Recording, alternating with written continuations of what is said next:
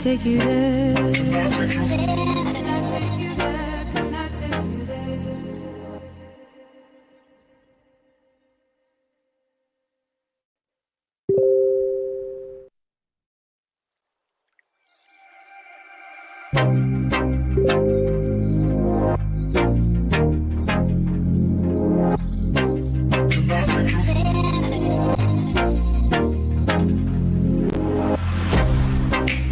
Get you out of my mind.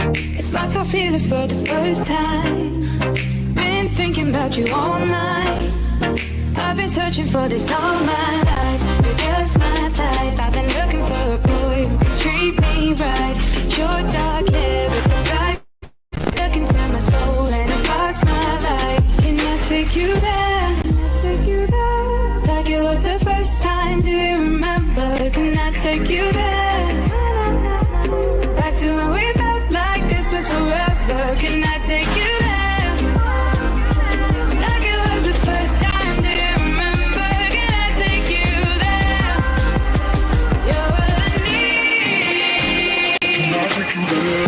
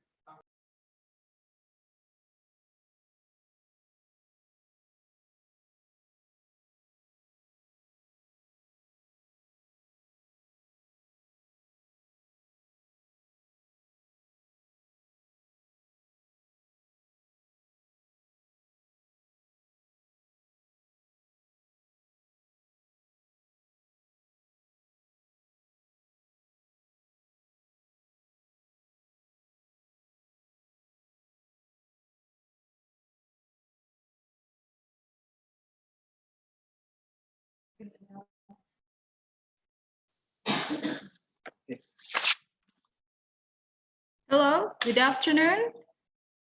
My name is Nova Anika. I am a lecturer at Biosystem Engineering, Institut Teknologi Sumatra, and I'm pleased to be a moderator for this conference. And for this conference, we will have 4 interesting lectures about the vitamin D related genes, immunity, and cardio-metabolic disease by Dr. Vimal Karani. And then we will have a lecture about human milk oligosaccharide and infant immune by Ms. Laurentya, Olga, M.Phil. And then we will have a lecture about secondary metabolites of food having immunomodulatory activities by Professor Sukrasno. And we will have phytochemically modified start for immune booster lecture by Dr. Samsu Udayana Nurdin. And this event organized by Food Technology Department, Institut Teknologi Sumatra. And before I introduce you to the first speaker, I would like to announce the donation that we got so far is about 2,760,000 rupiah, and we would like to encourage all the participants to donate to a student who got a severe impacts for these unfortunate conditions. So I would like to introduce you to our first speaker, Dr. Vimal Karani. Dr. Vimal Karani is an associate professor in nutrigenetics and nutrigenomics. He has joined the University of Reading after his postdoctoral training at the MRC Epidemiology Unit, Cambridge, UK, and University College London, UK. He has published extensively in areas related to nutrigenetics and non-communicable disease, and presently has more than 60 peer-reviewed publications. And his primary research interests focus on investigation of gene-nutrients interaction on metabolic and cardiovascular disease-related outcome using combined approach from genetic epidemiology, statistical genetics, and molecular biology. Without any further ado, I would like to invite Dr. Vimal Karani to give a lecture, and to Dr. Vimal, time is yours. Thank you so much for the introduction. Let me share the screen for you all.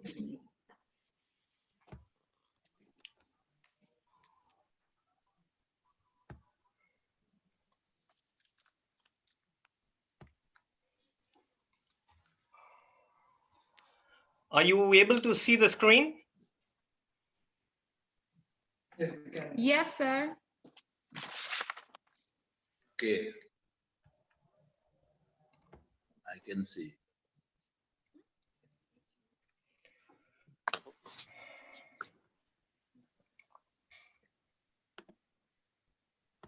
Masih kayak proses gitu loh, Mas.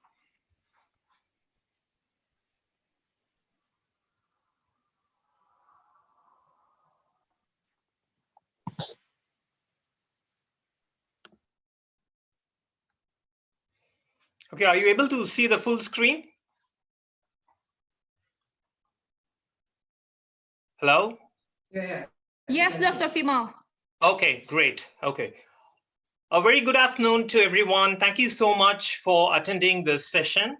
I'm going to talk to you all about vitamin D, genes, immunity, and cardiometabolic diseases. And one of the main reasons why I had chosen this vitamin D topic is mainly because of its connection with this ongoing pandemic COVID-19. So we all know that vitamin D is a very important micronutrient and it's a fat-soluble vitamin. Besides its role with bone-related diseases, vitamin D deficiency has also been associated with cardiometabolic diseases. And low vitamin D status has been implicated in obesity, blood pressure, and hypertension as well, and also with type 2 diabetes and insulin resistance. So the main question over here is it because of low vitamin D levels, are we becoming obese? Or is it because of higher obesity or higher levels of BMI, which is causing vitamin D deficiency? So in order to answer that question, we need to know the role of the genes and environment in contributing to the vitamin D levels. One second, I'm getting all kinds of messages on my screen.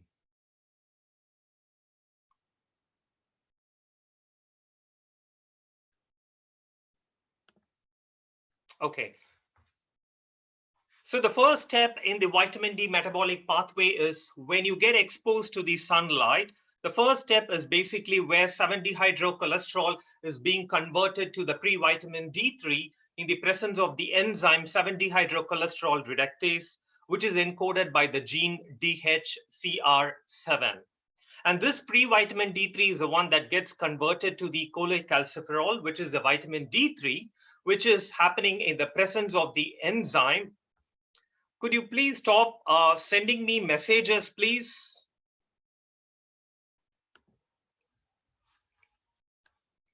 And this happens in the presence of the enzyme 25-hydroxylase encoded by the gene CYP2R1, which results in the production of the 25-hydroxy vitamin D, which is a major circulating metabolite.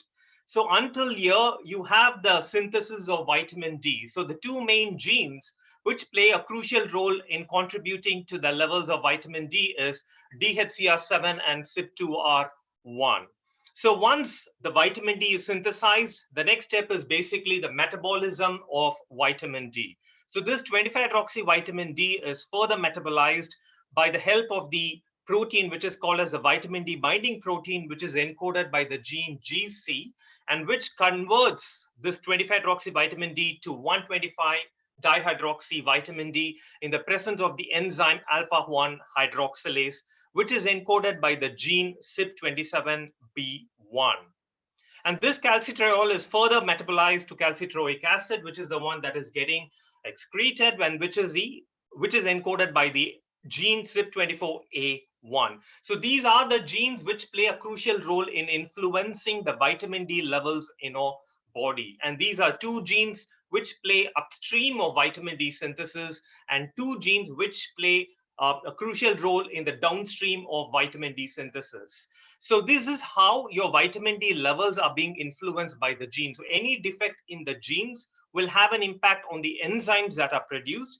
And these defective enzymes, if they are not able to function, then they will not be able to produce the vitamin D, required amounts of vitamin D. And that's why an individual develops vitamin D deficiency. So this is a connection between the genetic susceptibility and vitamin D deficiency. But besides all these factors, we also have the environmental factors, which is basically the environmental factor, which includes the sunlight exposure, seasonal variation, and the regional variation. And also lifestyle plays a very important role, not only the lack of physical activity, but also lack of sufficient nutrient intake can also lead to vitamin D deficiency. And of course, the socioeconomic status also plays a very important role. And besides that, all the personal characteristics, mental health, BMI, ethnicity. Of course, ethnicity plays a very important and a very crucial role. For example, the ethnic variation. So if you take the US populations, Americans, the Caucasians living in the US, they have a prevalence of vitamin D deficiency up to 40%, whereas the blacks and the Hispanics who live in the US, they have a prevalence of vitamin D deficiency up to 70 to 80%. And if you compare that with the South Asian population, nearly 60% of the population, they have like about a vitamin D deficiency. So you can see that there's a very clear distinction of the vitamin D deficiency prevalence across different ethnicities, different continents, and different countries. So ethnicity plays a very important role, and of course, a gender also, and also skin color, hair color, all these contributes to the variations in vitamin D levels. So vitamin D deficiency is basically a complex, a multifactorial trait, so which are being influenced not only by the genes, but also by your genetic susceptibility. So with this background, now moving on to the connection between the 25-hydroxy vitamin D and immunoglobulin E. So immunoglobulin E is basically antibodies that are secreted in your body from the cells of the lymph node, so which play a crucial role in regulating your immunity levels. I don't know why I'm getting too many messages on the screen. Okay, so this connection between vitamin D and immunoglobulin E was explored with the help of a study that my team carried out about 10 years ago. 10 years ago. So in this study, you can see that on the x-axis, you have the 25-hydroxy vitamin D. On the y-axis, you have the immunoglobulin E. And the 25-hydroxy vitamin D levels are shown as nanomole per liter. Could you please stop sending me messages, please? It's interrupting my presentation, please.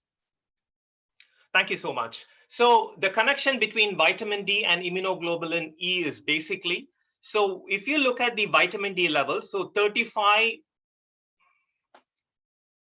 I don't know how to stop these messages. Can someone manage this, please? Is somebody there? Yes, I'm sorry, sir. We try to manage this issue. I'm sorry. Yeah, because I'm repeatedly getting some messages on the screen, which is hiding my presentation. Yes, I got it. Yeah, okay, thank you. Yeah. So if you look at the x-axis, you have the values ranging from minimum to maximum. So you can see those values between 35 to 135 nanomole per liter. So those individuals having normal levels of vitamin D, they have normal levels of immunoglobulin E, so which is around like 30 to 40. So this clearly shows that as long as you maintain your vitamin D levels, you can manage your immunoglobulin E levels as well. But if you look at the extreme conditions, so that is on the either side, very low vitamin D deficiency, also very high levels of vitamin D, they can increase the production of immunoglobulin E. So this clearly shows that the association between vitamin D and immunoglobulin E is non-linear. It is not a linear association, it's a non-linear association, suggesting a U-shaped association. So low levels and the high levels of vitamin D can stimulate the production of all these antibodies, which you can see especially in an allergic immune reaction. And that is a link between vitamin D and the immune system. So what if you bring the genetic concept into this whole graph? So let me show you another study that I carried out looking at people with low genetic risk and high genetic risk, and what is the link between vitamin D deficiency and immunoglobulin E levels. So this study was carried out in 2012 and which was published in Allergy. So here you can see that in this graph on the x-axis, you find the vitamin D status, that is deficient and sufficient. On the y-axis, you find the immunoglobulin E. And these three lines, that is a straight line, are individuals who have low genetic risk. And the middle line that you see over here, those individuals who have moderate genetic risk. And the third line that you see are individuals with very high genetic risk. So now looking at those individuals who have a very high genetic risk, you can see that individuals with very high genetic risk and those who are vitamin D deficient, they have very high levels of immunoglobulin E. So this clearly shows that if you have a very high genetic risk, it's very important that you need to maintain good amounts of vitamin D in your body. If your vitamin D levels are going down and you have a very high genetic risk, then you're likely to increase or stimulate the levels of immunoglobulin E, which can lead to the allergic reaction. So this is how your DNA, your vitamin D, and immunoglobulin E are connected to each other. So now we know that vitamin D is linked to cardiometabolic diseases, and vitamin D is linked to the immune system as well. Now let's have a look at the three-way relationship between vitamin D, cardiometabolic disease, and COVID-19. So starting with the vitamin D, cardiometabolic disease, and the COVID-19. So we know that there is a link between vitamin D and COVID-19, and there is also a link between cardiometabolic diseases and COVID-19, because a lot of studies are coming out where they are showing that high BMI can lead to you acquiring the COVID-19 infection, and likewise, like people who have type 2 diabetes, they have increased risk of COVID-19 infection. So now the main question is, what is the connection between vitamin D and cardiometabolic diseases? So do we have sufficient information about the causal link, whether taking vitamin D supplementation, can that overcome the genetic risk of cardiometabolic diseases? So that's what I'm going to focus in my talk now.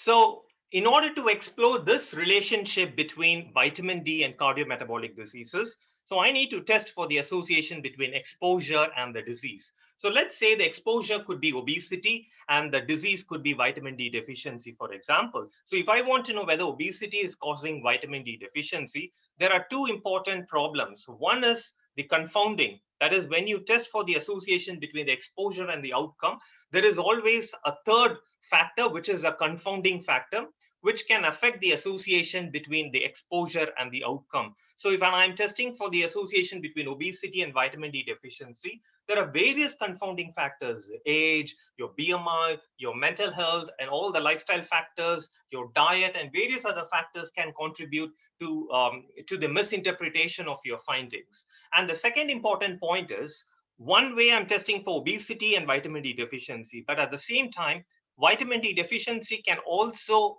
result in obesity. So which is what you call as a reverse causation. So even the disease can give rise to the exposure. So these are the two main problems in the epidemiological study design. So how do we overcome this epidemiological study related issues? So the best way to go about is using a novel approach, which is called as a Mendelian randomization.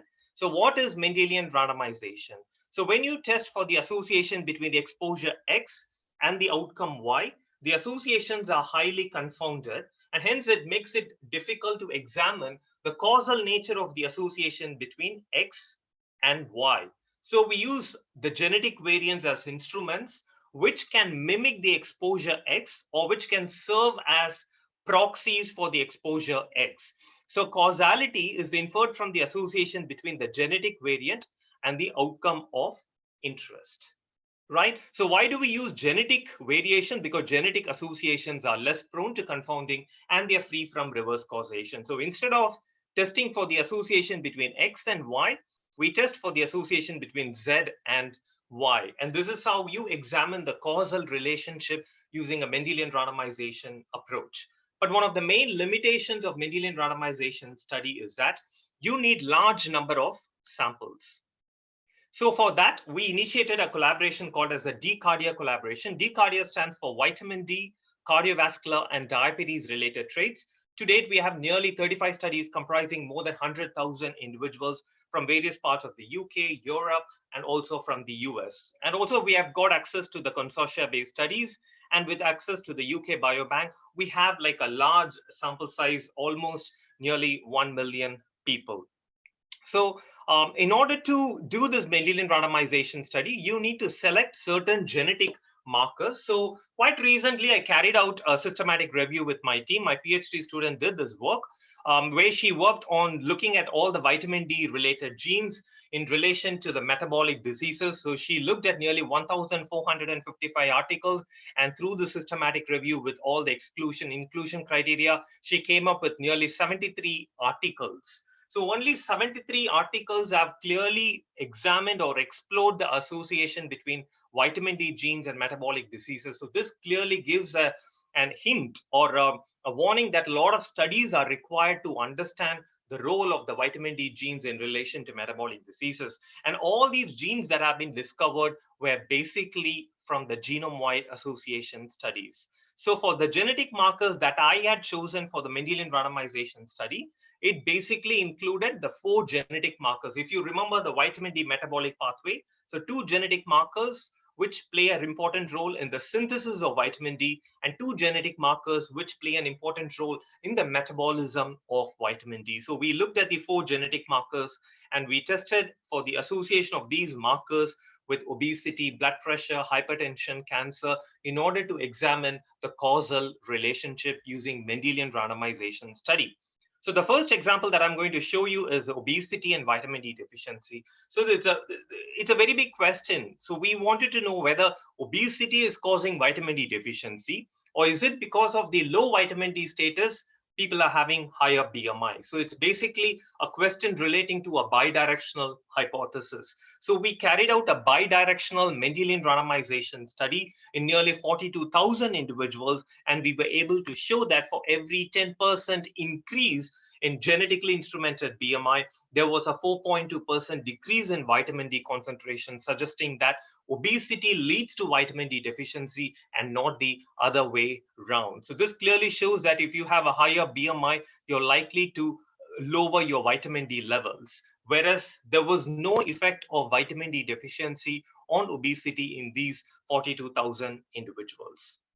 And the next study that I carried out was a study looking at vitamin D and blood pressure. So the only possibility is whether vitamin D deficiency is causing blood pressure. It can't be the other way around. So reverse causation is not possible with this association. So we carried out a single directional Mendelian randomization approach in 155,000 individuals.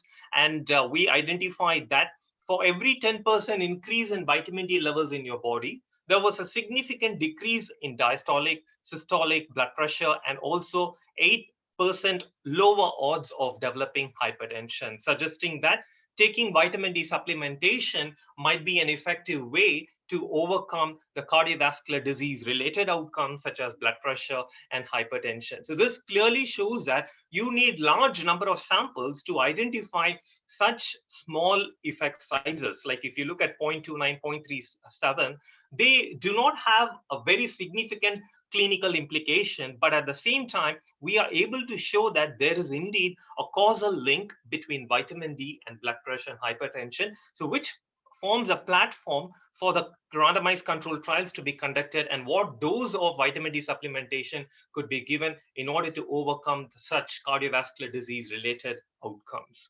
And the third study that I carried out was a link between vitamin D and cancer. This study was done on nearly 70,000 cancer cases and 84,000 controls. And here we looked at 7 different types of cancer, including prostate cancer, lung cancer, breast cancer, neuroblastoma, and also like various other cancers. But unfortunately, like we did not find a very strong causal association over here, except for the link between vitamin D and prostate cancer, where we found that higher levels of vitamin D was associated with reduced risk of prostate cancer. So if you look at all the 3 studies with obesity, blood pressure, and cancer, you can see that the starting point of the entire story is obesity. So once you become obese, your vitamin D level goes down. Once your vitamin D level goes down, your blood pressure is increasing. You develop hypertension, and also you get prone to develop different cancers, like the link between vitamin D and cancer. So the starting point is your high BMI. So at this stage, like we were very curious to know, like, what is that high BMI linked to? What are the other diseases that could be linked to? For which we carried out this Mendelian randomization phenome-wide association approach. So phenome-wide association approach is like where you're testing for the association of one genetic variant with multiple disease outcomes. So we looked at the causal relationship between BMI and multiple disease outcomes, such as nearly 925 disease outcomes using the data from UK Biobank and also different consortia-based studies. And we had a sample size of nearly 1.7 million individuals. So this graph is called as a Manhattan plot, which is the output of a phenome-wide association approach. And here we were able to confirm out of the 925 disease outcomes, we were able to show that this high BMI, genetically instrumented BMI, was associated with nearly 30 disease outcomes, which was basically a causal relationship. So higher BMI is not only leading to vitamin D deficiency. This particular study clearly showed that the higher BMI was also linked to infectious diseases, so which could be because of vitamin D deficiency, but we do not know at this point of time.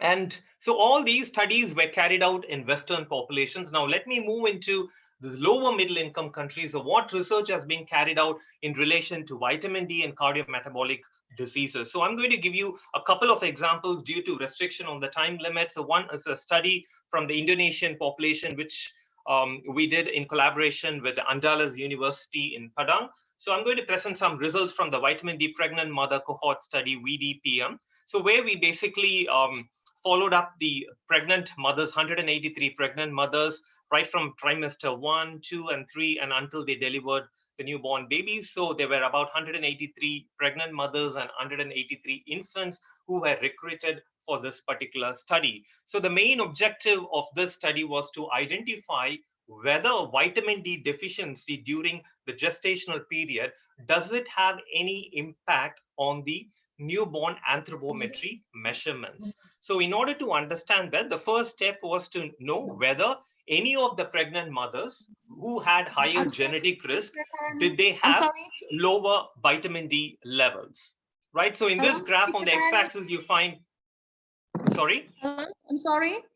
Mr. Karani, we have a limited time. You have 2 more minutes.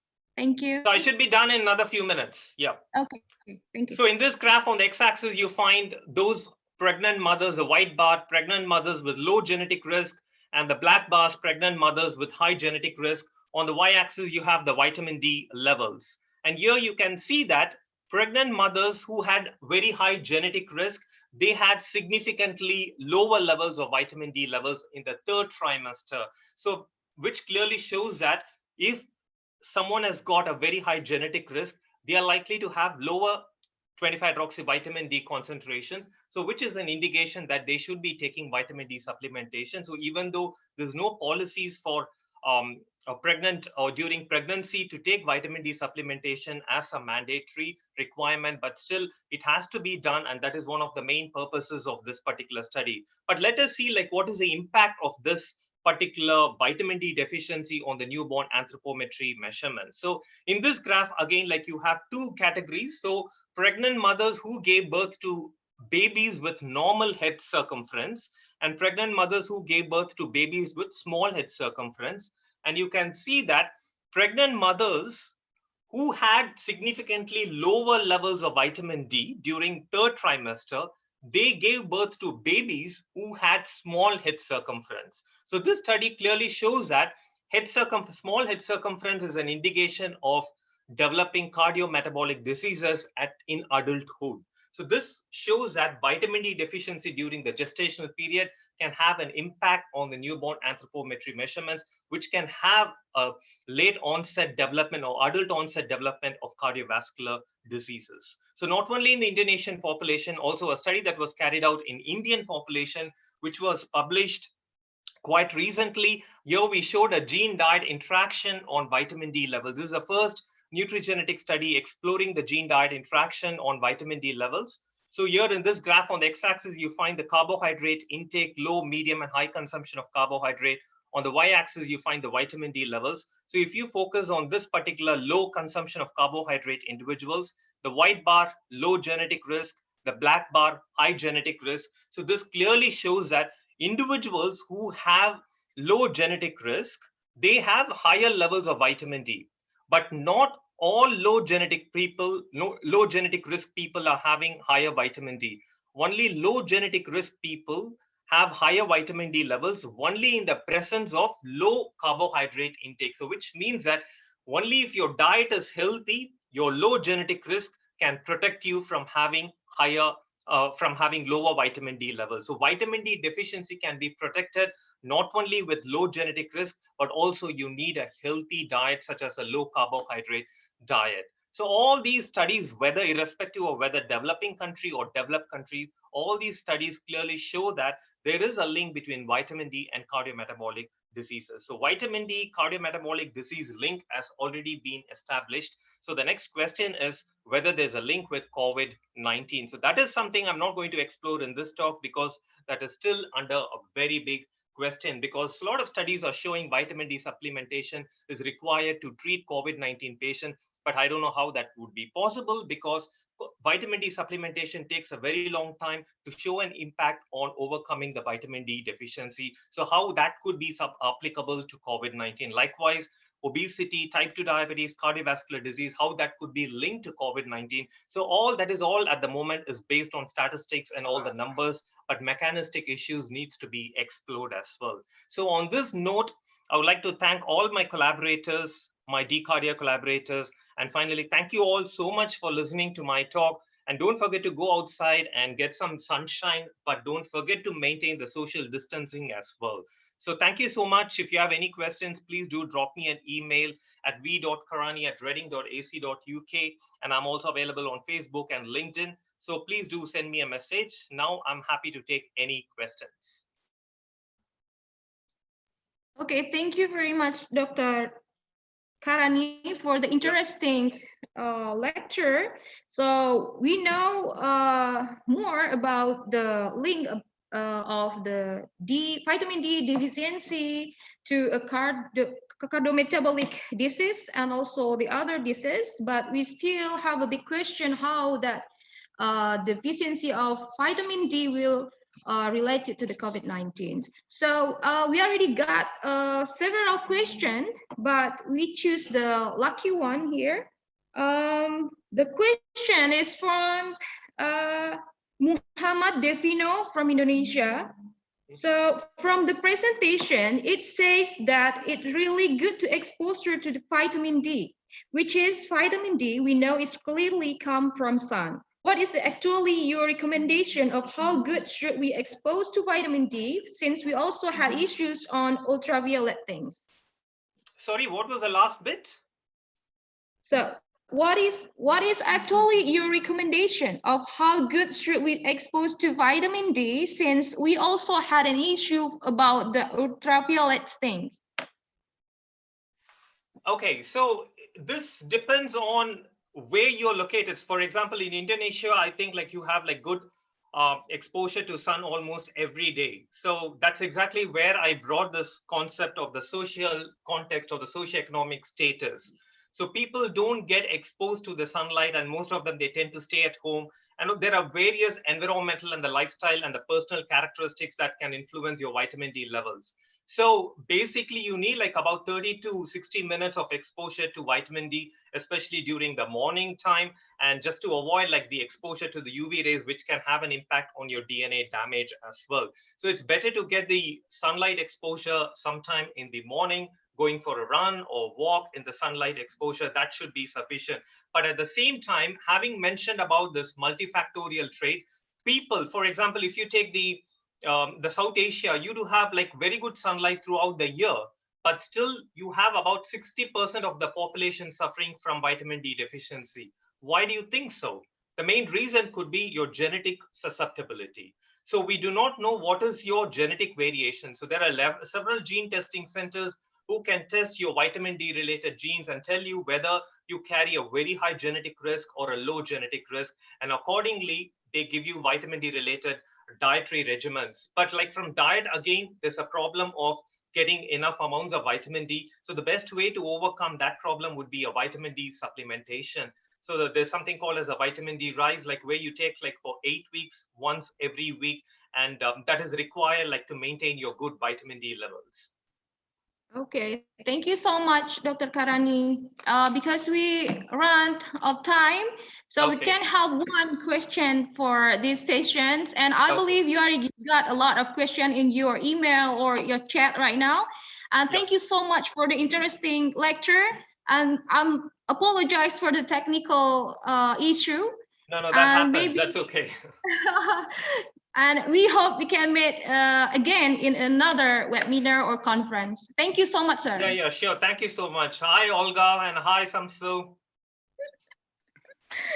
Hi, Vimal, Okay, I how? got to go now, like for another meeting, so I would be missing all your lectures. So I hope I can Okay. watch it via YouTube bit later. Okay, see you Okay. after the social see you. distance Yeah, thank you. being lifted. Bye. Ganti, Mas. Okay. Okay, we will move to the next lecture is to Miss Laurentya Olga. So she will present about human milk oligosaccharide and infant immune. And Miss Olga right now is a PhD candidate in Cambridge University, UK. To Miss Olga, time is yours. Okay, let me share my screen first. Okay, wait. Right. Okay, this one. Share. Okay, you should be able to see my screen now. Yes, Miss. Is that correct? Okay, Yes. wait. Oh, how, sorry. Okay, wait.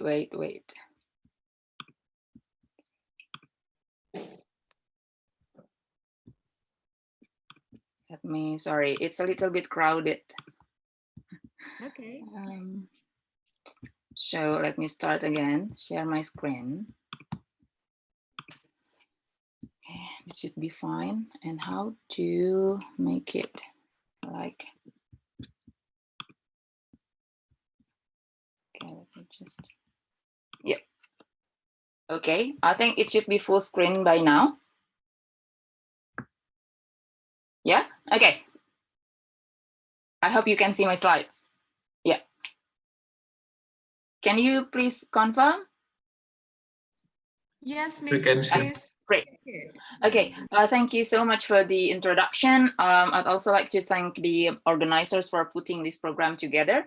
It's such a privilege to be in the same panel as the other speakers, and I think I'm the most junior here. So it's not about, I mean, I'm not gonna lecture. It's more about sharing what I've learned so far. And as Vimal has beautifully delivered the lecture about the crucial importance of vitamin D in both adults and children near the end of his presentation, I'm more focused on the cuter individuals, aka babies.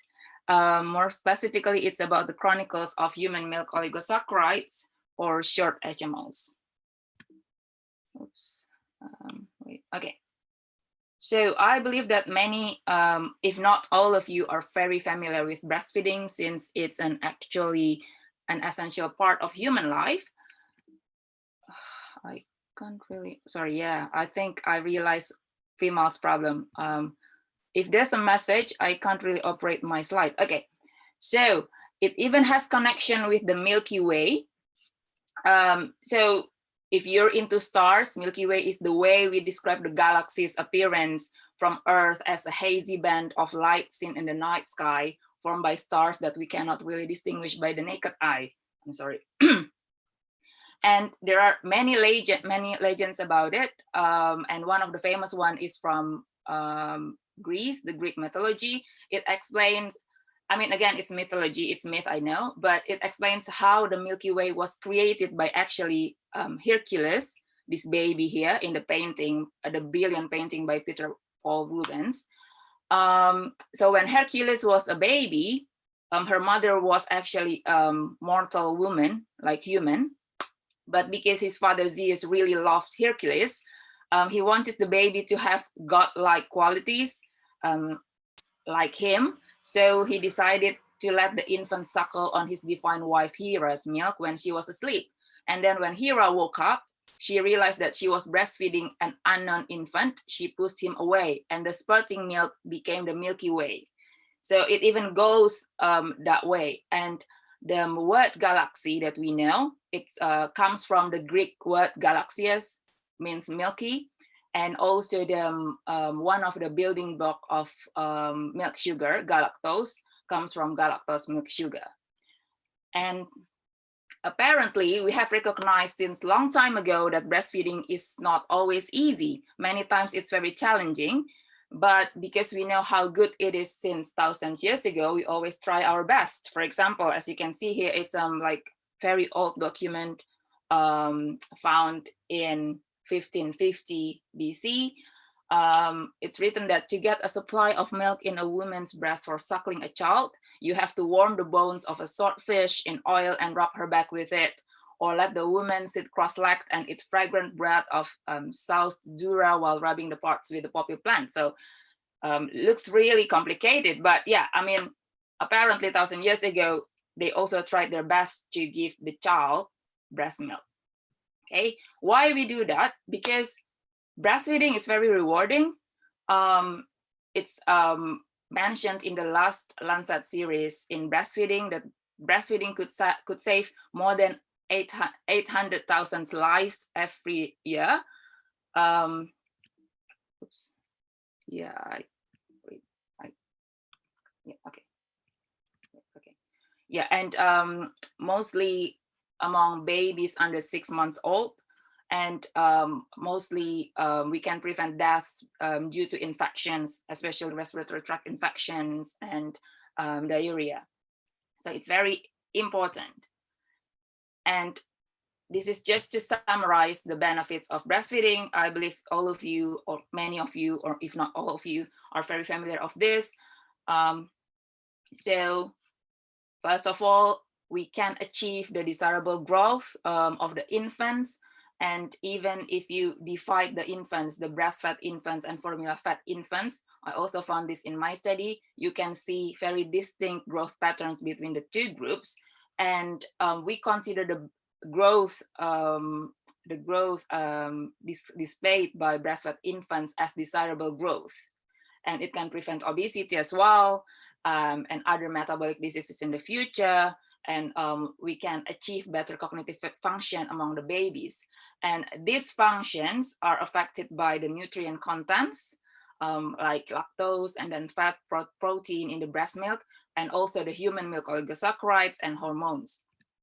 And apart from that, we can also, again, prevent infections and increase the overall health and well-being, not only for the infants, but also for the mothers. And these functions are affected by the secretory immunoglobulin A, and then bioactive factors, including HMOs, human milk oligosaccharides, but also we have cytokines, chemokines, immune cells, anti-inflammatory agents, and then gut barrier maturation agents and other stuff. So like breast milk is very rich, okay? Sometimes I can operate my salt, sometimes I can't, okay. Right, so this is a study that I was involved in before I came to the UK, the Indonesian prospective study of atopic dermatitis in infants. It's not about atopic dermatitis at all, basically the slides, it's like post hoc analysis that we did after we got all data from the study. So if you see here,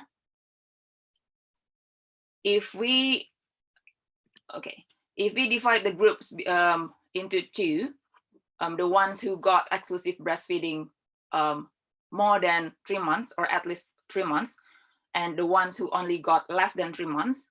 So, okay, wait. Okay, let me just, yeah. So the longer the breastfeeding is, the more protective it is for the babies, especially in the digestive tract. As you can, risk of diarrhea in both 3 months and also 6 months. So we follow this baby, it's like prospective cohort study.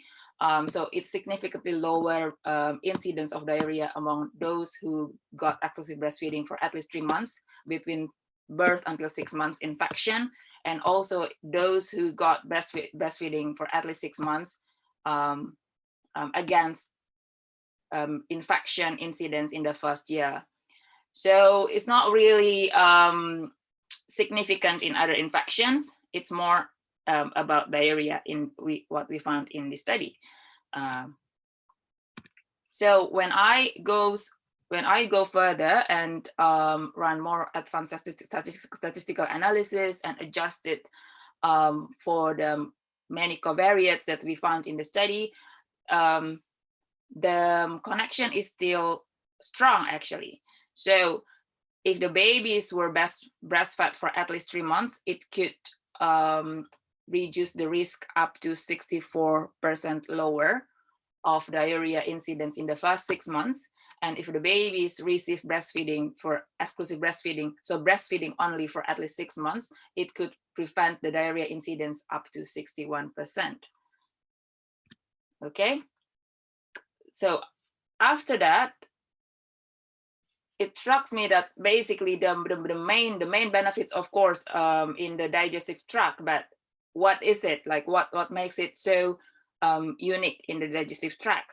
And then if we study more about the milk component, the solid component, so if we just separate the liquid from breast milk and we just got the solid component, we could see how different human milk is from the bovine milk or from cows. So you can see here, we got lactose or the carbohydrates in milk, and then fat, protein, and HMOs.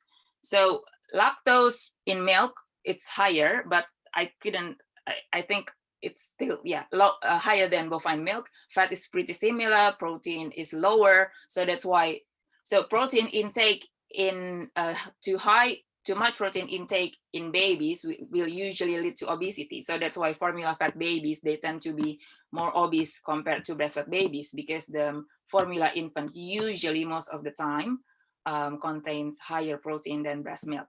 But then if you see the HMOs here, it's very different. The amount of HMOs in breast milk and in bovine milk, it's a lot higher. And even we can say that HMOs is the third largest abundant solid component in breast milk after fat, because in many studies the HMOs level in breast milk is around like 12 until 15, although it actually varies between mothers and varies between geographical location. Okay, so what is human milk oligosaccharides or HMOs? I really like this quote by Lars Boot. He's a professor in UC San Diego. Is very active doing research in HMOs.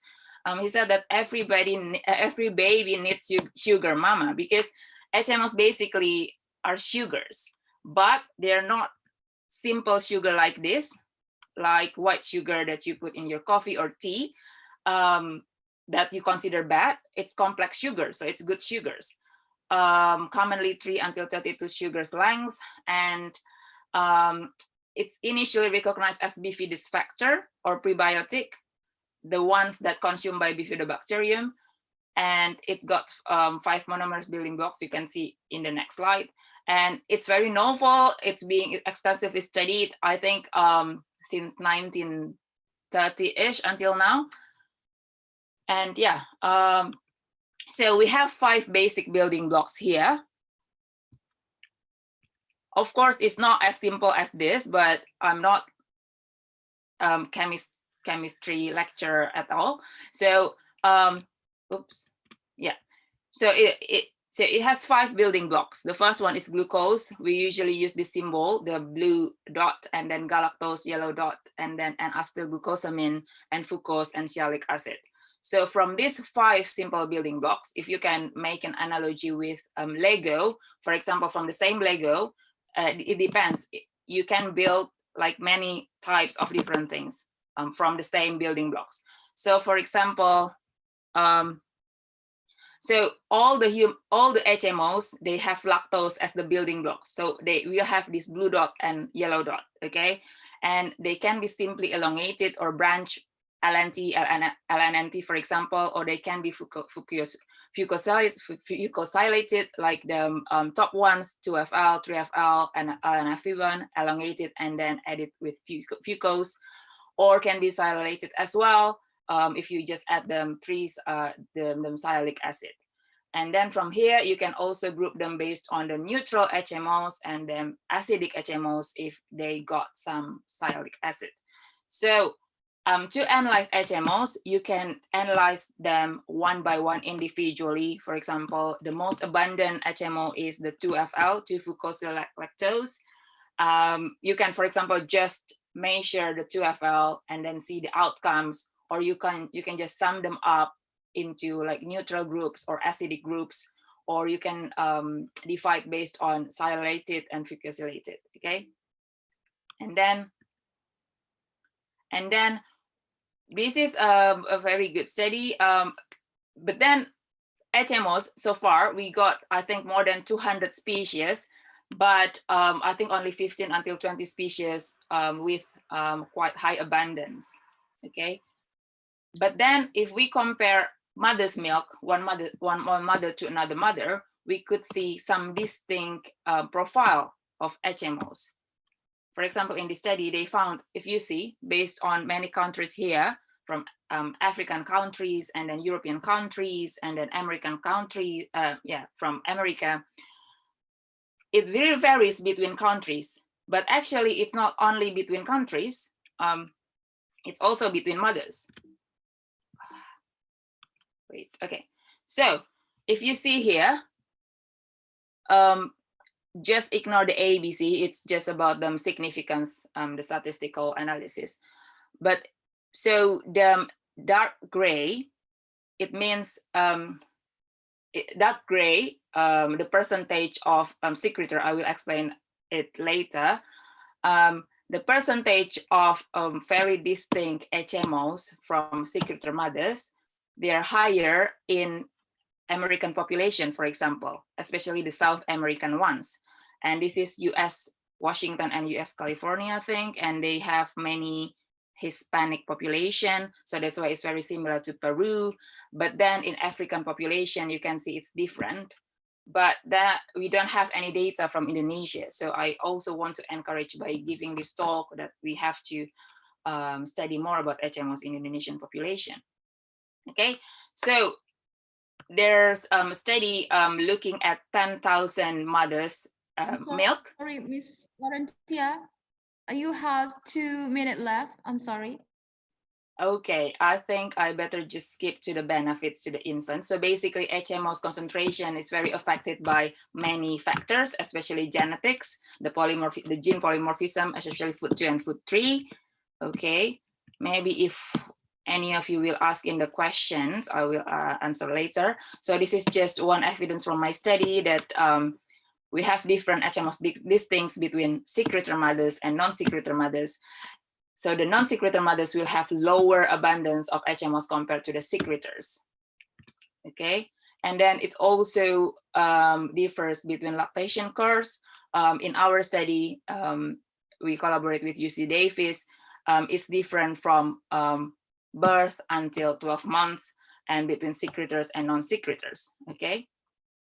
Right, and also it's affected by maternal BMI, maternal height, maternal age, and ethnicity. So that's why it varies between geographical location and parity as well. The more the babies the mothers have, the better, the more the HMOs that they contain in the breast milk. And also it's affected by maternal diet and exercise, okay?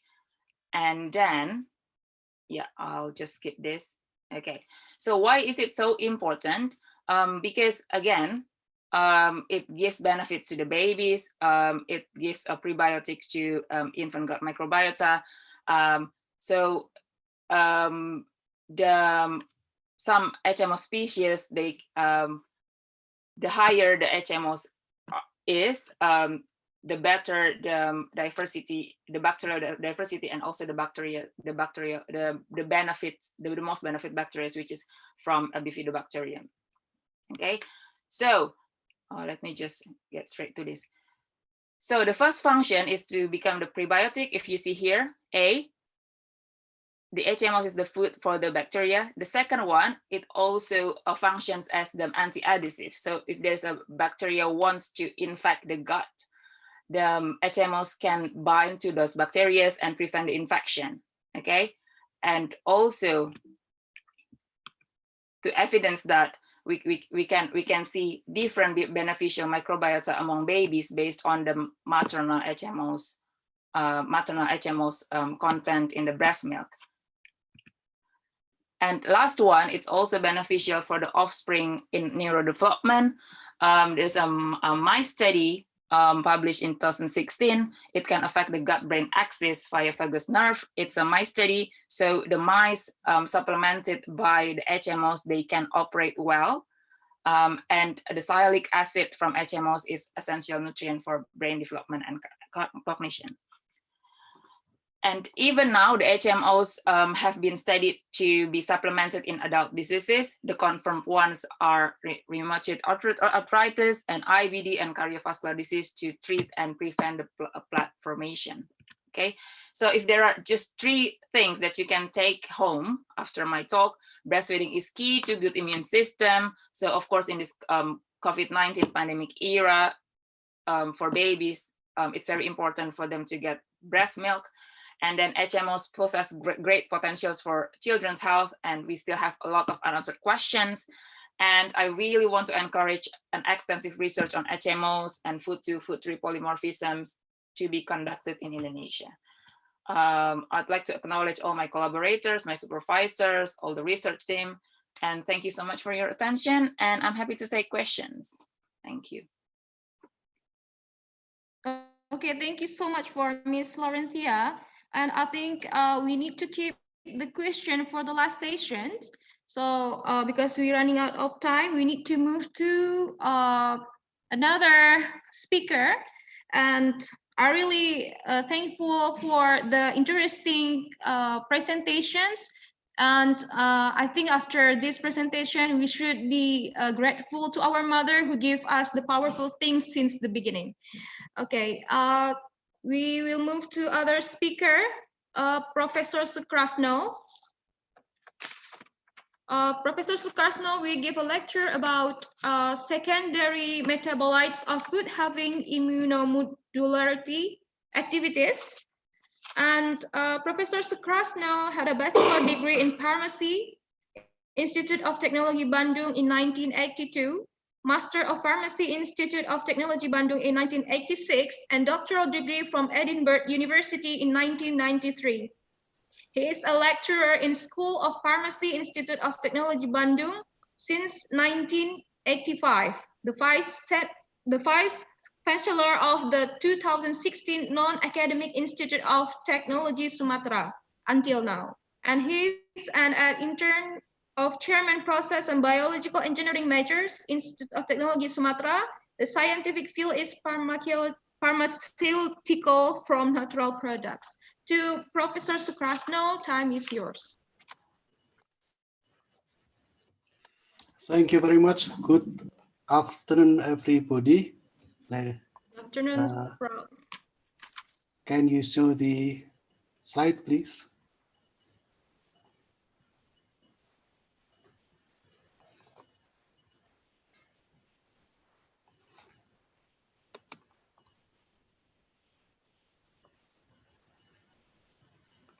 Hello?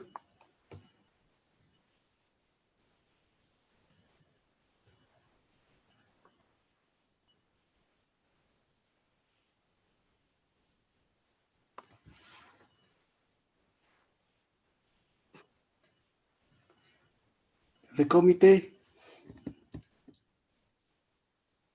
Okay. Thank you very much. My topic today is the secondary metabolite of food having immunomodulatory activities. Let's go to the second slide.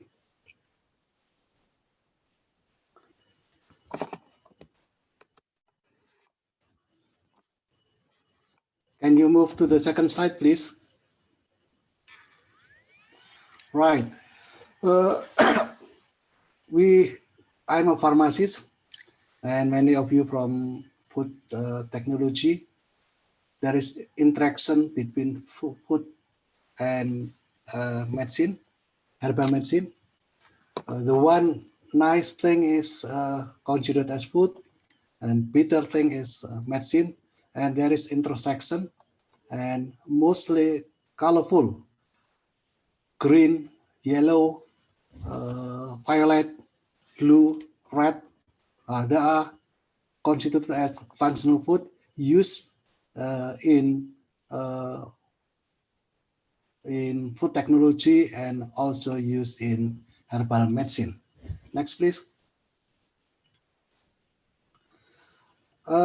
Personalized medicine has been well established in made in the world, and dose is different between people from with different sizes and between age, and the most accurate way if they consider the surface area of the body. And then some medicine also cause hypersensitivity for certain people, and this case may be seriously, like if someone is an allergy with penicillin, penicillin, for example, it may cause anaphylactic shock and may cause die. And then possible side effect, and this not happen to everybody, maybe like analgesic, many of them does not stand with certain analgesic, but the others are taken tolerate. And then other diseases, if you treat something but the patient with having another disease, you may consider the interaction between the effect in certain disease and other diseases. And then other drug being used, because one drug may antagonist with the other, and maybe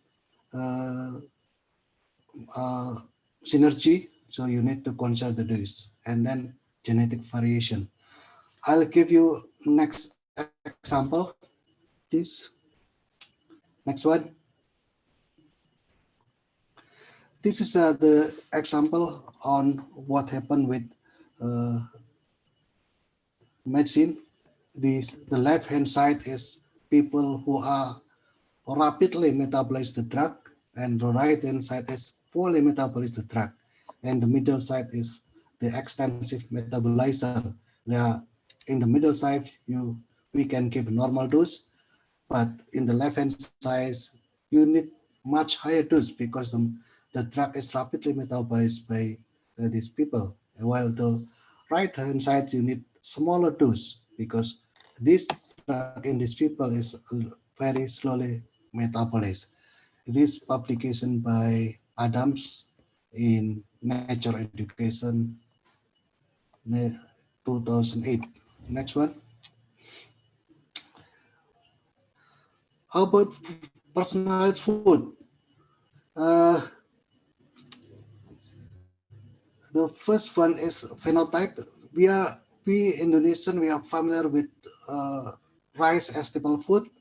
And then if we go to Europe, or we go to USA or Canada or Australia, and then we change our food with potato. So we need to adapt with this situation.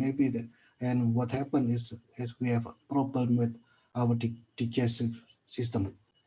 And then diseases, if you are being hypertension, many food is very good, but they use a lot, they are salty, so it's not good for someone having hypertension. And then fruit, for example, is also good for most people, but if you are having renal disease and you are treated with hemodialysis, so fruit is need to be controlled because it contains a lot of mineral in fruit. And then drug being used, I will give many example later. And then kinetic variation, some stand to like capsicum. Hispanic people, they can take hot capsicum in a large quantity, but many European, they do not stand with capsicum. And then hypersensitivity, not many actually, but certain of them, especially lobster and then crabs and the others, they cause hypersensitivity. Next, please. This is the interaction between drug and food. So that's why many food many drugs is recommended to be consumed before having meal because food may reduce the absorption. Here I present around 12, but in the publication by Welling, they're much more than this. And here I show you the close spot here is the plasma level of the drug in non-fasting patient, while this one in the open cycle is in fasting patient. So the difference is very high. It's almost 4 times higher compared to the non-fasting. Next one. And food may also delay the absorption of the drug. There are example, what I presented here is the drug that I'm familiar with, like beta-methyldigoxin, diclofenac, doxycycline is antibiotic, erythromycin assisted also antibiotic, fluvastatin antibiotic, hydrochloroquine recommended drug for COVID, azosorbide is cardiac cardiac treatment, methotrexate for cancer treatment. Next one. This one is the other way around. The absorption of drug that is increased by food. This is example profile of CGP 43371. Fasting is open triangle, and this one is non-fasting. So there are a lot of examples like aprazolam, clarithromycin, cyclosporin, diltiazem, and so on. Next, the immunomodulator that why we are discussing now is they can be immunosuppressor and or immunostimulant. They are both important for our system. Some need to be treated with immunosuppressor, but the other need immunostimulant. Next, please. Here, the colorful food, mangoes, mangosteen, tomato, grape, and snake fruit. And this one is I'm interested with Cosmos caudatus because this is the vegetable with highest flavonoid content, and this one is cassava leaf is good for our digestion system, and this is spices. The one popular in Lampung is the curcuma manga. The others are ginger, turmeric, and guava, which is rich in vitamin C. Next.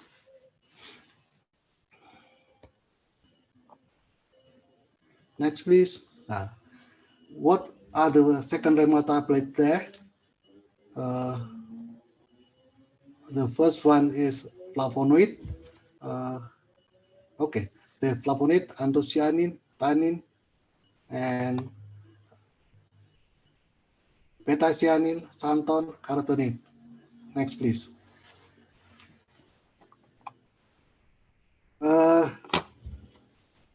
Flavonoid is widely found in plants. Structurally, they are classified into flavon, flavonol, flavan, flavanol, isoflavon, estilpin, chalcone, and this is the basic structure of the flavonoid. There are various maybe here or in the OH group. Next, please. These two examples of flavonoid, one present in cassava leaf as called rutin, one in the citron peel is called hesperidin, and mostly present as glycoside or conjugated, and there can be antioxidant, immunostimulant, or others. Let's have a look at the next data. Next, please. The presence of catechol conjugation in the double bond of ring A contribute to the strong antioxidant activity, and then OH in position 3 enhance the antioxidant activity, and then free flavonoid is stronger than their conjugates, and then methylation of the OH phenol group decrease the antioxidant activity. This is what is published by Kumar and Pandre. Next. And this is interesting effect. It's considered as an immunosuppressor, I suppose, because quercetin, lutein, apigenin is relieve asthma aggravation, and then quercetin reduce immunoglobulin A and anaphylaxis sites. Lutein strong inhibitor for T cell responses, T cell proliferation, and antigen specific interferon gamma production, significantly reduced by lutein treatment. And then apigenin and visitin give similar action. Next. Here, anthocyanin, responsible compound for intensive color in fruit, flowers, and leaf. The example is in grape, hibiscus, and then eleutherin and others, of course. And if you look the color there in eleutherina, it's present in the epidermal layer, and actually the amount is not so much. And if you isolate them, you will find difficulty because it's consists of many pigment, and they if they extract it from the tissue, they give very intensive color because they present together with tannin. Next. This is the basic structure of anthocyanin, and the interesting is the positive charge in oxygen, and this compound give more intensive color in acid, and then if you change the pH to alkaline, they will the color will be faded. And the next the structure below is the what is anthocyanin that is found in a plant. So they may be conjugated with another compound. Here, conjugated with ferrolyl glycoside, and then glucose and malonic glucose that are esterified with malonic acid. So there are variation in the structure of anthocyanin in plant. Next. Hello, next please. I think the activity of anthocyanin before. Nah, the immunological activity, we did the experiment, but the data is in another computer, but it's so good phagocytic index of the extract of Eleutheria americana, and then anthocyanin blueberry reduce activation of NFK and alpha, and then induce EL1B. Anthocyanin beta olerana should immunostimulant activity in rats. Next.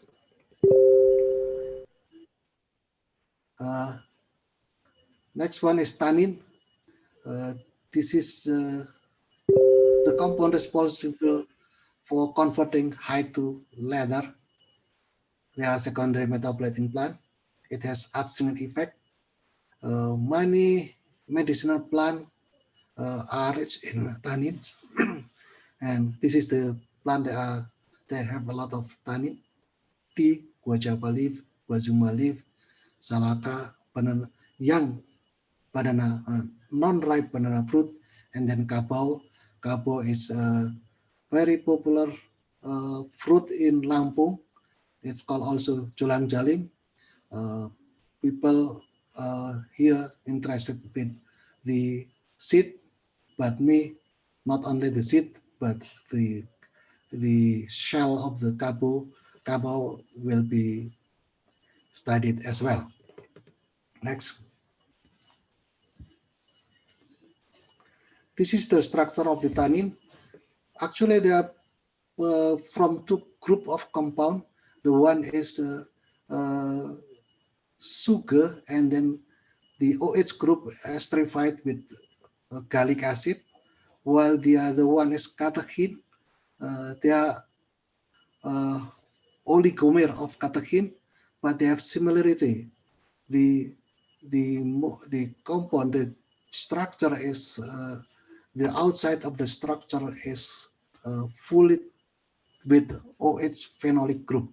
That's why the chemical reaction and physical characteristic of both compound are similar. Next.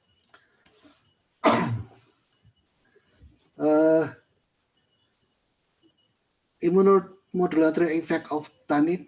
Tannin of terminal capsula increase humoral antibody and delete type hypersensitivity DDA in mice. And then aqueous extract of Alternanthera tenella showed immunostimulant activity in mice. And then gallic acid showed immunomodulatory effect in mice treated with cyclophosphamide and cyclastine. Next. It is also interesting. Beta-cyanin, red pigment in snake fruit and beetroot, and it's very good fruit, sometimes very cheap if they are present in during the harvest season, sometimes only 8,000 per kilogram. And for me, this is very good food because it's good for my digestion system. Next.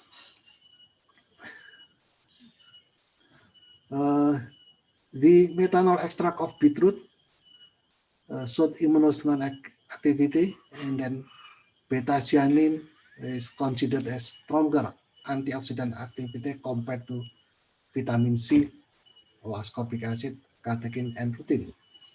Next. This another interesting thing. Many of us like the inside, tasty, delicious fruit, but pharmacists interested with the skin or the cortex, and this part of the organ is rich in tannin and also rich in mangosteen, xanthan compound. Next.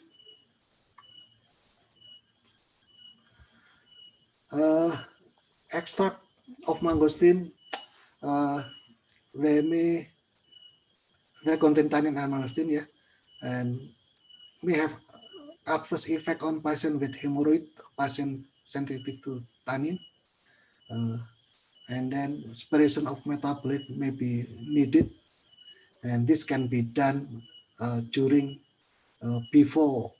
extraction or after extraction process. Next. Carotenoid, this compound not only present in plant but also in rat, in yellow egg, and then in urchin, the yellow color there is beta carotenoid. So this is pro-vitamin A and also antioxidant, of course. Next, please. This is the Sorry, Prof. you. You got 2 minutes left. Okay, I will go to the. Okay, maybe less, approximately 2 minutes. Carotene enhanced cell mediated immune response, and then it's converted to retinoic acid, a well-known immunomodulator. Lycopene improve immune system function, and then beta carotene is an immunomodulator. Next, please.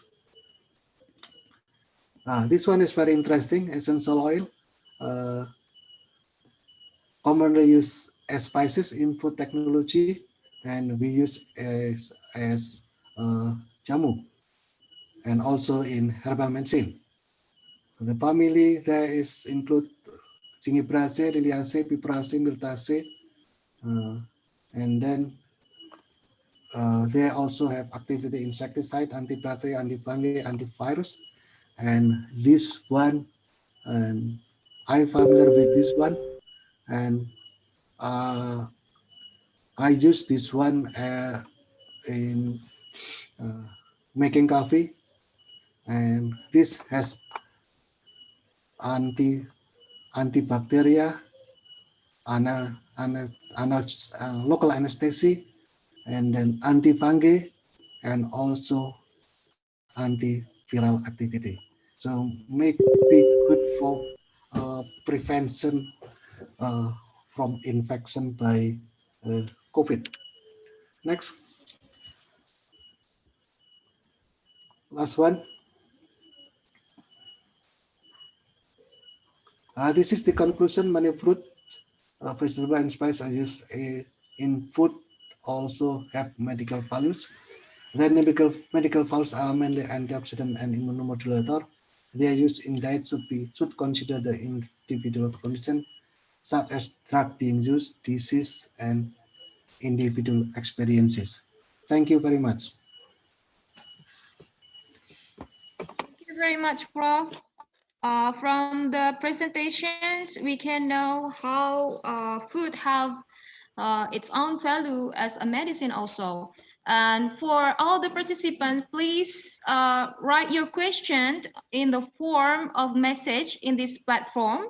And we will discuss this question in the last session of this conference. So now we move to the next speaker. Our next speaker is Dr. Samsu Udayana Nurdin, and he will talk about phytochemically modified starch for immune booster. And Dr. Samsu Udayana Nurdin got his bachelor degree on agricultural product technology, Lampung University, and he got his master degree on food science, Bogor Agricultural University, and he got his PhD on biology at Flinders University. And research interests of Dr. Samsu Udayana Nurdin are phytochemically modified starch for anti-obesity and anti-diabetic, and phytochemical for reduction of starch digestibility. And without any further ado, to Dr. Samsu, time is yours.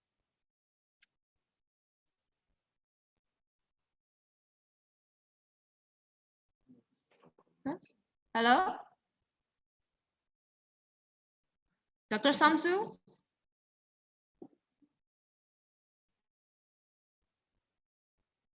Yes.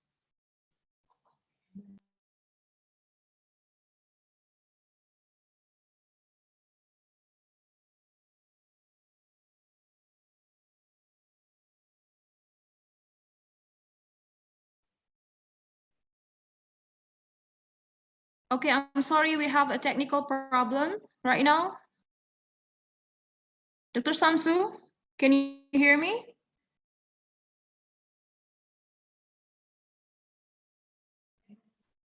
Hmm.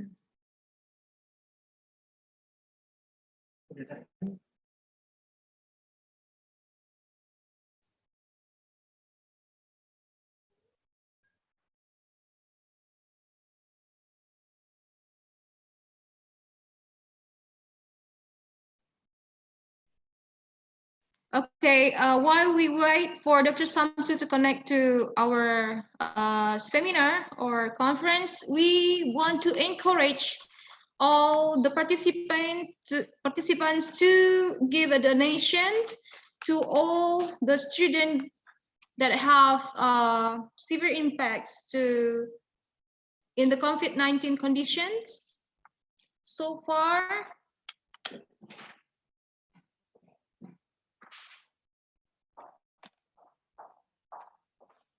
the amount of donation that we can get is 2,960,000 rupiah, and we still wait for all the participants to donate.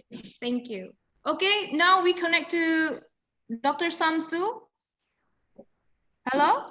Oh, yeah. Okay. Okay. Sorry. Please, without... Connection is. Okay. Oh. Time is yours, Dr. Samsu. Okay. Thank you, moderator. Thank you, everyone. Today, I am the last one, and hopefully will be simple. And actually, I'm not working on the virus infection. I'm working on the phytochemically modified starch, especially for diabetic patient. As diabetic also involving the inflammation in the disease progression. So it is, I think, relevant if I propose my product to boost our immune system. Okay, I will share the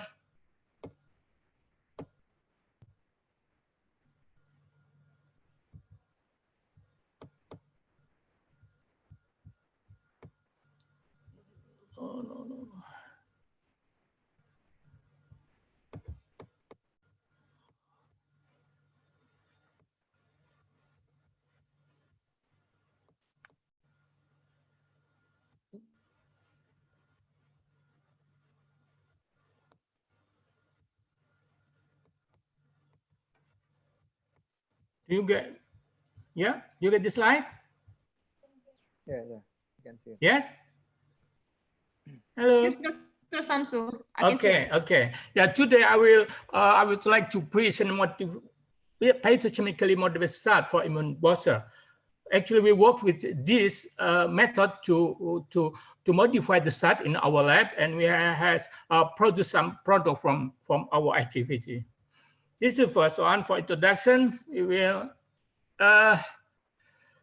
before COVID-19, actually the world has experience of outbreak from the SARS coronavirus and also MERS coronavirus. Yeah, this virus or this pandemic emerged periodically, unpredictably, spread rapidly, and induce efficient infection disease. So this virus will become a continuous threat to human health. No one knows that pandemic will be happen again or not in the future. So this is will be threaten our life in the future.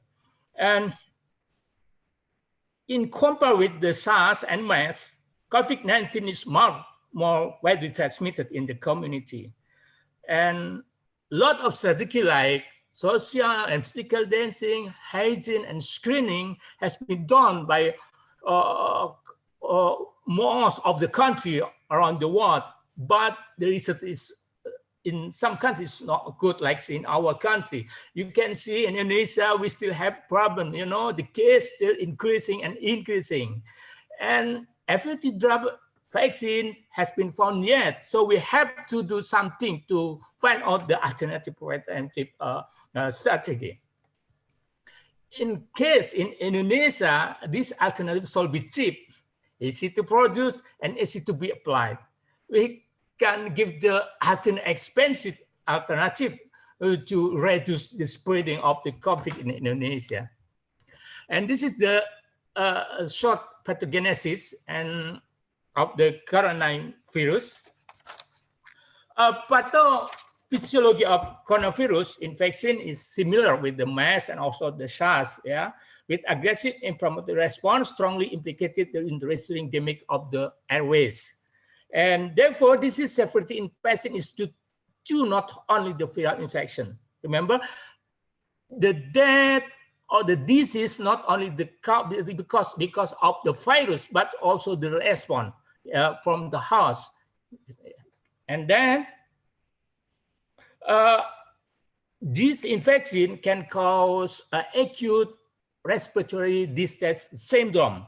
And this syndrome can be fatal for the patient, especially for the old people or the other people with the comorbidities. And the death, because the cause of the death is mostly because of the failure in the lung. And it is around 70%. And the left is only 28% because of the cytokine storm. And this is the basic why I propose to use the pathochemical start to prevent the COVID-19, because there is a close correlation between gut and lung, and we call a gut-lung axis.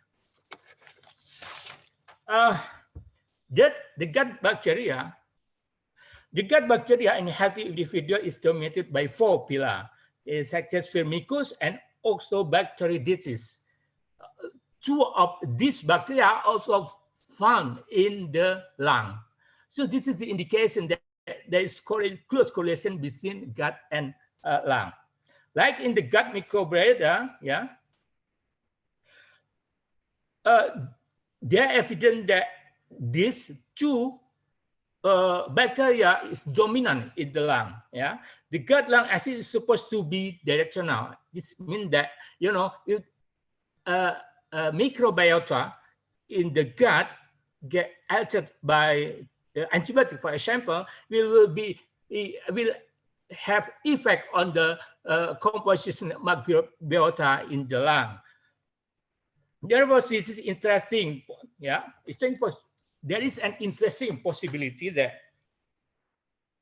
COVID-19 might also have impact on microbiota. Remember that COVID-19 attacks the lung.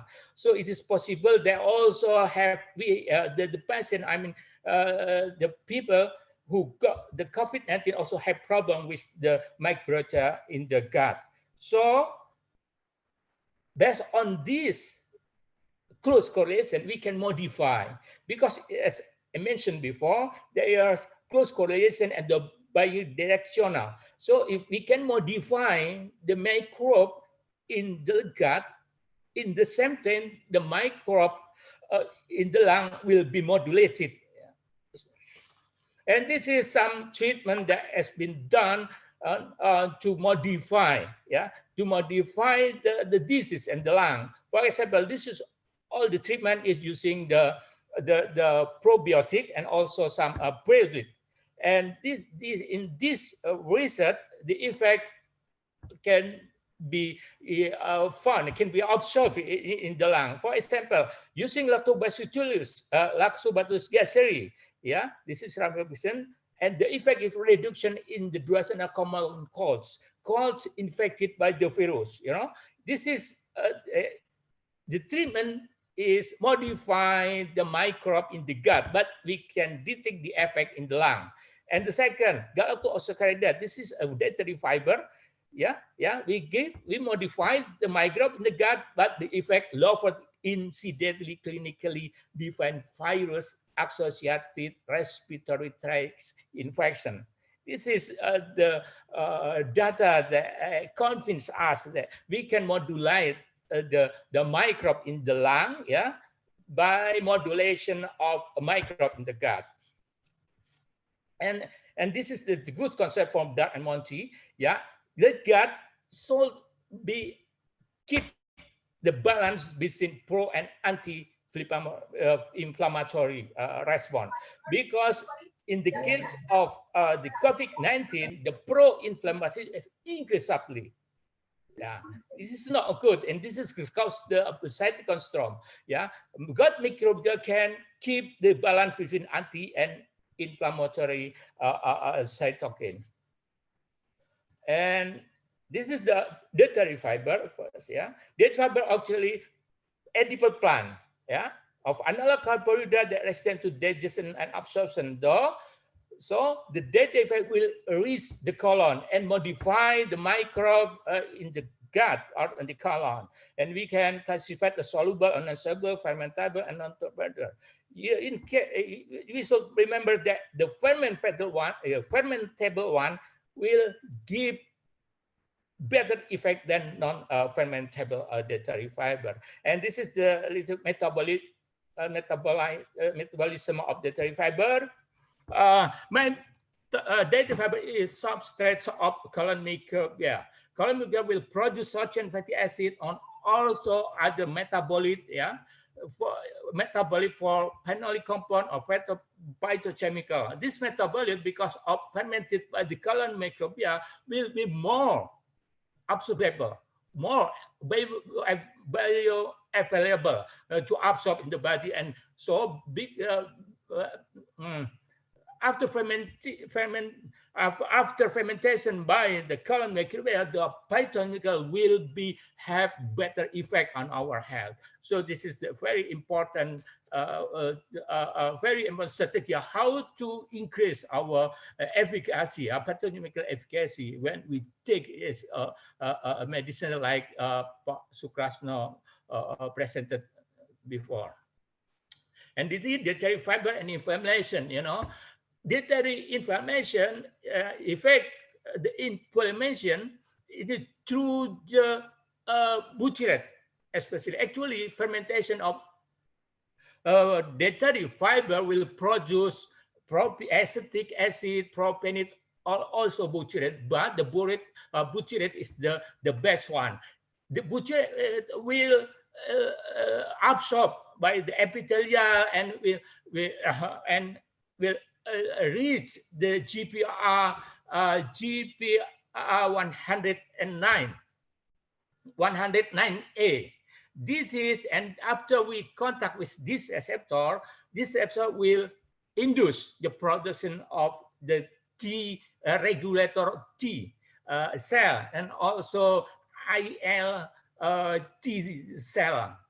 This T cell then can induce production of anti-inflammatory cytokine. So by consuming the dietary fiber, we will have butyric acid, and butyric acid will induce our system immune to produce anti-inflammatory cytokine. And this is about the dietary start. Actually, what we will propose in our presentations in how to produce dietary fiber from the start, because as we know, start is our staple food and take the biggest portion in the plate. So if we only consume the resistant start, we only get the energy and also a little bit of protein. Yeah, by this technology, we want to change the starch to be resistant. So we not only consume a source of energy, but also a source of dietary fiber. And I will focus only in the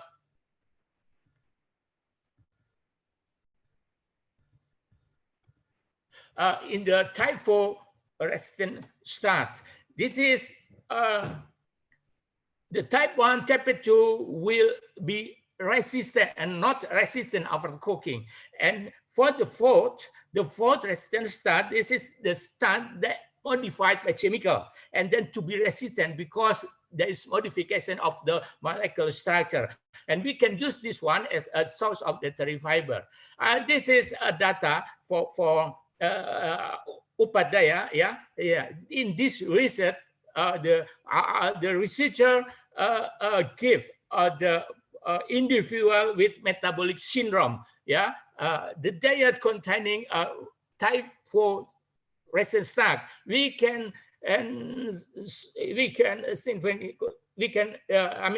this slide indicate that, first for the different gut microbial composition, this is Firmicutes bacteroides ratio, the good condition, I mean, the good composition, bactericide shall be higher than firmicutors. So we can see here, after consuming RSE4, the ratio decreased. It means that the bacteroides is increased in our colon. And so when the next table, in the right table, we can see here that there is significant increasing in the total short chain acid, and also we can see specifically on the butyrate. This significant increase in compared with the individual big four consuming the resistant part 4. And interestingly, you know, you can see in the table, this also can reduce the pro-inflammatory cytokine like TNF alpha and also IL-6. So this data indicate that we can suppress the inflammation in our body by consuming the resistant for the resistant start. And this is the research indicating that have effect on the inflammation. This is the very new meta-analysis paper conducted by FADAT. The conclusion of the paper that resistant start intake can improve some inflammatory biomarker. This means that, you know, this is the increase the anti-inflammatory and suppress the pro-inflammatory marker. And this is particularly in the in general, resistant type 4 modified chemically. In our lab, we use beta-chemical to modify the start. This is the mechanism how we can modify our start. This is the example from the dextran. Dextran is polymer and the monomer is glucose. So we can attach the beta-chemical in the glucose. After we change the glucose to be macro radical, then we can attach the beta-chemical that we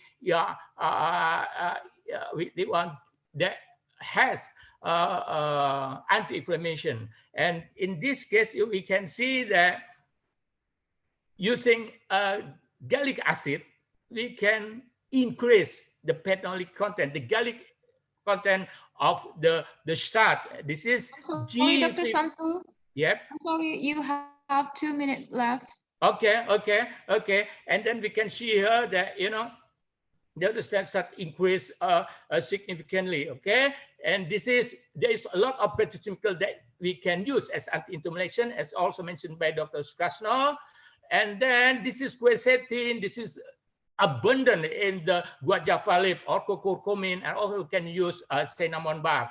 And now I want to present how we can modify our diet to change our start from the source of dense high energy density to be high in the start.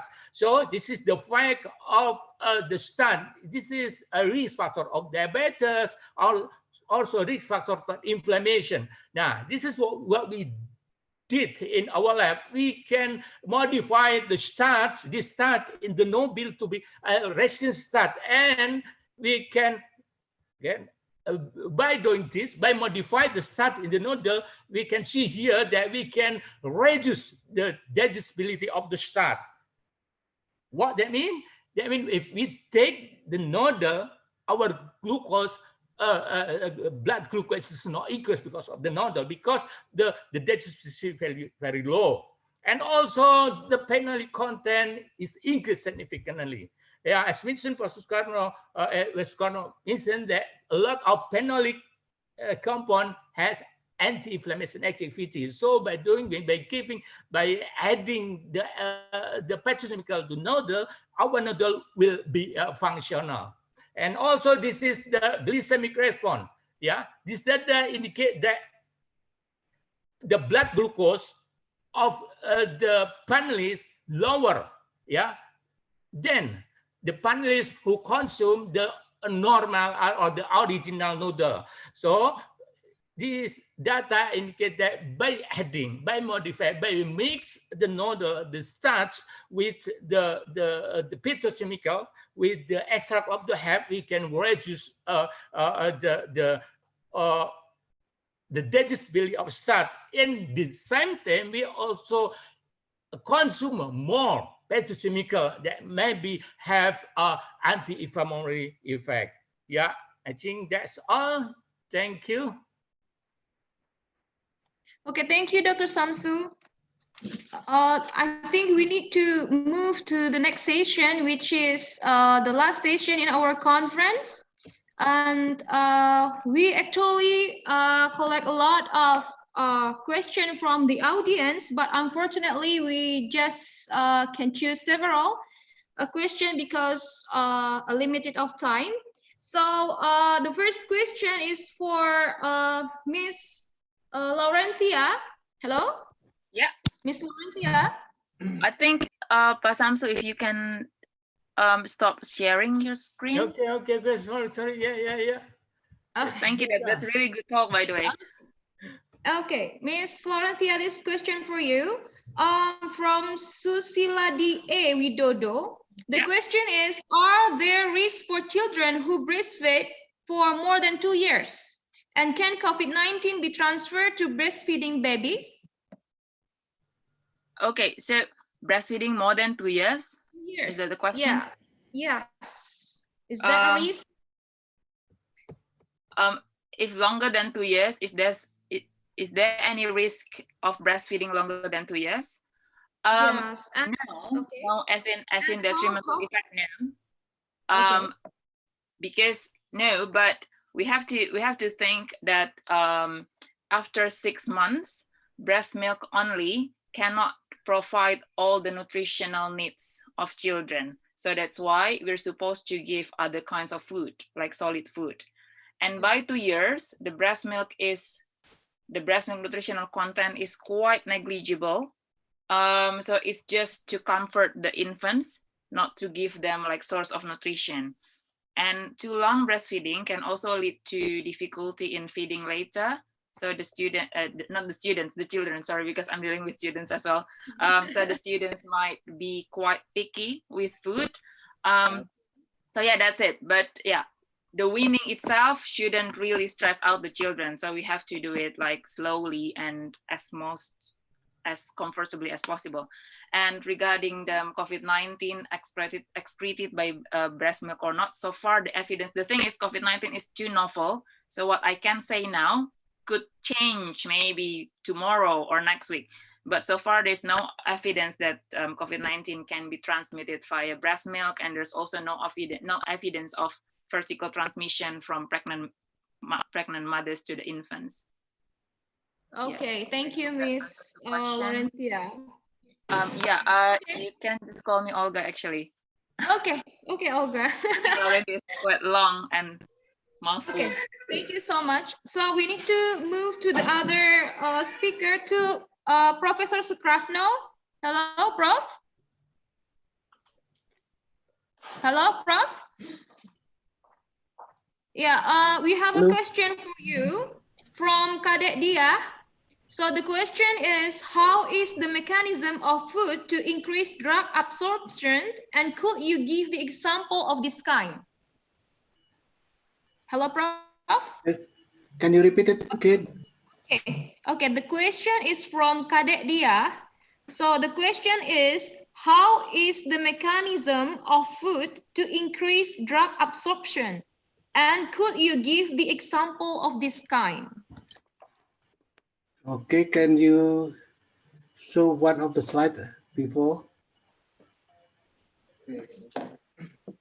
Okay, wait a second, Prof. Slide number.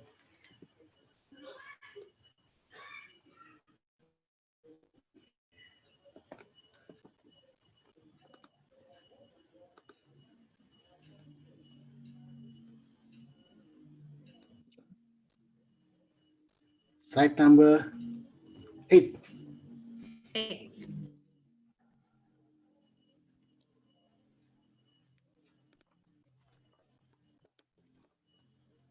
Okay, Prof? Okay. Okay. Thank you. Yeah. Thank you very much, Ibu Kade atau Bapak Kade. This is the mechanism maybe improve the solubility of this medicine, but if you read a paper by Welling, I mentioned in there, Welling 1996 annual review.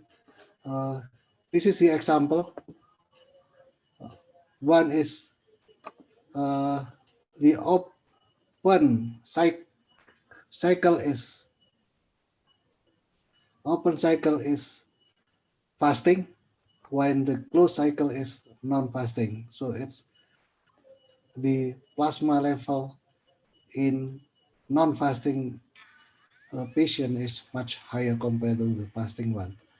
The other example, I think Welling mentioned much more than what I presented here. Here only some of them. Okay, thank you very much. Okay, thank you, Prof. And next question is for Dr. Samsu. Hello, Dr. Samsu. Hello, Dr. Samsu. Yeah. So we have question for you from Prima Luna. So the question is, how could resistant starch fight COVID-19?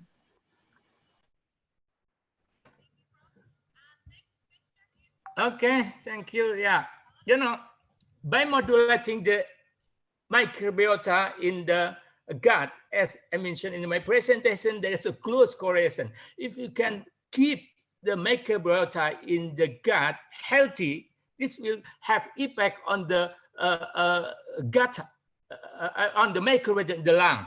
Yeah, and this microbe in the gut, also in the lung, has very important role in the modulation of immune system. COVID-19 is a virus, virus infection, and the effect is not only because of the virus, but also the response immune of the host. If the response is excess, so the cytokine will be produced in high level. This is we call it as a cytokine storm. Cytokine storm will the cytokine will spread, will distribute to the organ and cause the defect in the other organ. Yeah. For example, if the patient COVID get renal kidney failure because of the cytokine, this patient will be getting worse and fatal. By modulation the microbiota in the gut, in the same we actually modulate the microbiota in the lung, and then this microbiota will keep our immune status in the balance between the anti-inflammatory cytokine and also pro-inflammatory cytokine. So the important thing that microbiota can do in the lung is how to increase production of the pro-inflammatory cytokine. Yeah, that's all. Okay, thank you very much, Dr. Samsu. So unfortunately, because we are running out of time, I need to close this session. And thank you and I need to close this conference actually. And before that, I would like to say my gratitude to all the speakers who gave interesting lecture presentations. Because from that presentation, we got more knowledge about how to increase our immunes in this pandemic, which can get from our food and also the activity to get more vitamin D.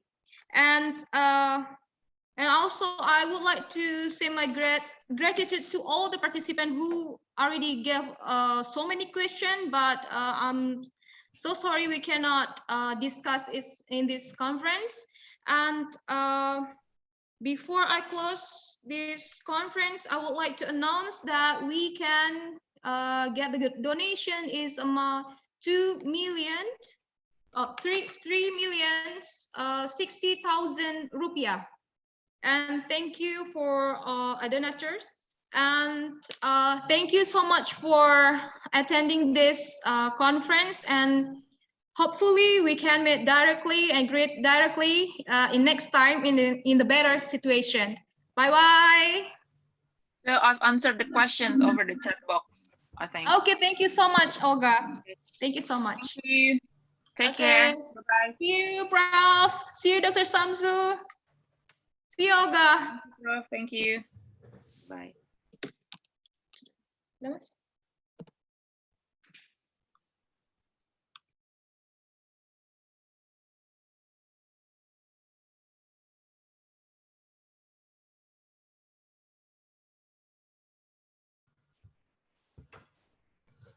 Okay, thank you everyone. Thank you Olga. Thank you Pak Sukrasno. Thank you Vimal. Thank you Pak Samsu. Oke, Pak Samsu. Bye. Mantap.